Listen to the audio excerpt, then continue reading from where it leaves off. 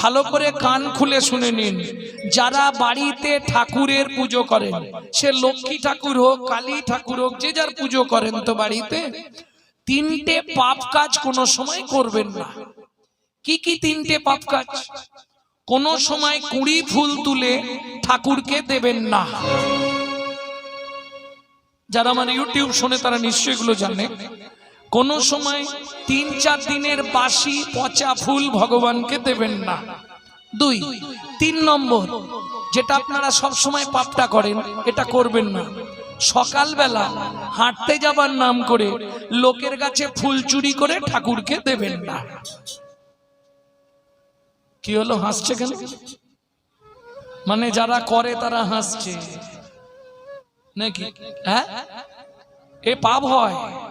কোথায় বলা আছে? ব্রহ্মবৈবর্ত পুরাণে বলা আছে, শ্রীমদ্ ভাগবতের ৫ম